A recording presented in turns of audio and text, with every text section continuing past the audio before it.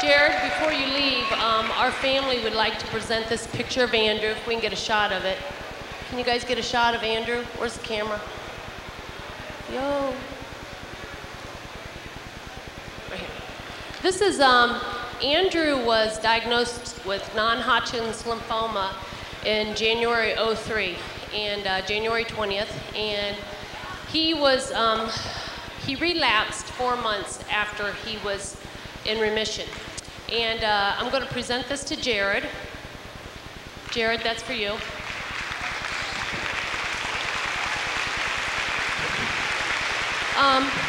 Thank you, Jared.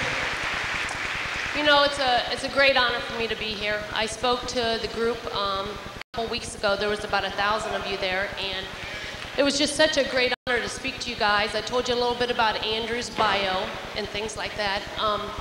I was here yesterday, Friday evening. You know, not only are these kids special, but you know, I had my opportunity to go to a Special Olympics over there. And I couldn't bring Andrew yesterday morning for the opening, so I thought, who am I gonna bring? I met a really neat kid named Adam. Adam, I said, Adam, you wanna go over and meet some BG girls? Boy, are they pretty. Adam played in the State Olympics. His team came in second place for what were we over there for? Okay, we were over there. Adam has Down syndrome, and he was in Special Olympics, and his team came in second. And he goes, sure, I like to dance. So I brought him over here, and if you guys remember, he was up here on the front, but he didn't know really what to do. Well, he was a Children's Miracle Network child when he was a child, and also when he was a teenager. And so I brought him over here, and I said, you know, Adam, I said, do you know what they're doing this for? He said, yes, they're doing this for me, for me. And I said, yeah, that's right, they're doing that for you. And Adam had a great time. He was back there playing with the volleyball team, and he was having a super time. And you know, I looked at his eyes, and all I could see was love. I could see love. And when I look out here, all I see is love. Well, I was talking to his dad, and he told me the story of a teacher that relates to kids with Down syndrome, or kids with cancer, or kids with cerebral palsy. And it was a story that he heard when he was in school one time. And his teacher held up a dollar bill. He had this dollar bill. He said, does anybody want this dollar bill? And everybody was saying, yeah, I'll take the dollar bill, I'll take the dollar bill. And he said, wait a minute, wait a minute. He took the dollar bill, and he crunched it all up, and he colored all over it. And it was crinkled, it was twisted, you know, and he said, he put black marker on it. He said, hey, does anybody want this dollar bill? And they go, no, we don't want your stinking dollar bill. You can have your dollar bill. And he said, you know what? This dollar bill has this dollar bill has the same value as this dollar bill. And he said, what I'm trying to tell you kids in this high school is this. You all have a purpose. Some of you might walk with a limp. Some of you might be heavy. Some of you might be a different color, but you're all valuable. You all have a purpose in life. And these kids that were standing up here, they're all valuable. We don't know what's going to happen to them next year. I didn't think that I would be sitting at St. Jude's Children's Hospital in Memphis, Tennessee for 6.5 months away from my family. Andrew passed away 2 weeks ago. We were down at St. Jude's. St. Vincent's said, you know, there's nothing we can do for Andrew. And so we ended up going down to Marlowe Thomas. I don't know if any of you have seen St. Jude's on TV. And Andrew had his own stem cell transplant. His stem cell transplant worked. It was a great opportunity to go down there, but he got an infection, he got a virus. And when he got the virus, his counts, his white cell count just would not come back. And so while we were down there, we had a lot of experiences. We met a lot of movie stars, met a lot of singers. We had a lot of experiences to share. But you know, there was one thing that Andrew would not quit. And that was one thing, is he felt valuable. And you know, you look at these kids back here and the family members and everything, and those kids know that they're a treasure. Andrew was my treasure.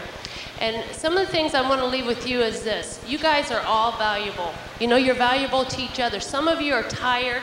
Some of you are mad at your student directors, and you're thinking, I'm just going to quit. I'm not going to do this next year. I got this to do and that to do. I am not going to do this next year. But you know what I want to tell you? Don't quit. Because what you're going through now and the trials that you're going through, this is going to help you to be the leaders of tomorrow. There's a lot of BG students out there on all the other campuses, but you know what? You guys are the elite, and I want you to give yourself a hand right now.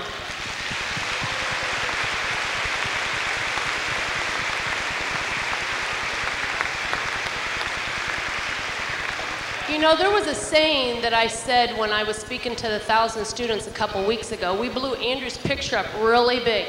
And I said this saying, I said, where your treasure is, there your heart will be also. One thing about Andrew I want to press upon you is this. When Andrew would go into the mall and people would look at him, no eyebrows, no hair, no eyelashes. You know, he would get different looks. Kids would start pointing and say, Mommy, Mommy, what's wrong with him? Mommy, Mommy, what's his problem? And some of the parents over there that have children, you know what I'm talking about, right? You know what I'm talking about. But you know, one thing that Andrew would not give up is his heart attitude, his heart attitude. And you know, one day we were sitting down at St. Jude's and we were sitting on the bed and one of the child life workers came up and they say, Andrew, you just seem so happy all the time. How is it that you're happy all the time? He said, well, you know what? I got someone upstairs that's looking out for me. And he said, I know him personally. And he said, I just want to share one thing with you. And he said, this is what I want you to remember. He said, trust in the Lord with all thine heart, and lean not to thine own understanding, for all thy ways he shall direct thy paths.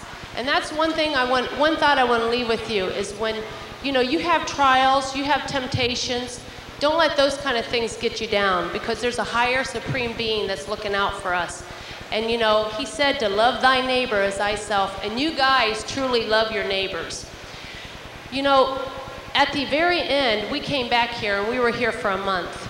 And one of the things, we were up at the St. Vincent's, and Andrew, he was bloated, he was on steroids, he was on a lot of medicines, but 3 days before he passed away, he said, Mom, I want to go to the Child Life Center. And you know, we were able to get him up in the wheelchair, we pushed him to the Child Life Center, he played on the computer, he played Nintendo, and he met some other kids up there. And there was a boy up there named Ben. And he said, why are you here? He said, well, you know what? I have to come up here 3 times a month because I'm a diabetic. I have diabetes. He said, really? He said, what would you do if you couldn't come in this place? He said, I would have to sit in my bed all day and do nothing. He said, but I can come in here and I can play the computer. I can read a book. There's a lot of things that I can do. And when we were down at St. Jude's, it's like a collection of children hospital people down there, because basically you're sent down there because your children's hospital cannot help you anymore. And one of the things that we would all talk about was our child life centers. And they'd say, yeah, you know, at our child life center, we'd go up on the top of the roof of the hospital, we'd drop watermelons down on the ground.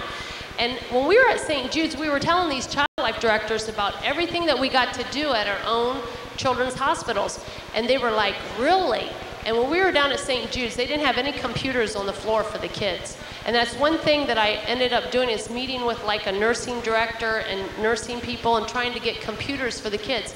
If you guys just could understand of being in the hospital for 6 to 8 months at a time, not being able to go anywhere but into that Child Life Center, that is your haven. We did all of our homeschooling in the Child Life Center. And you guys, you just don't know how much of a blessing it is of the work that you're doing and working with Children's Miracle Network to make this possible for the kids. I just want to say thank you from my heart, and thank you from Andrew up there where my treasure is. Thank you, guys.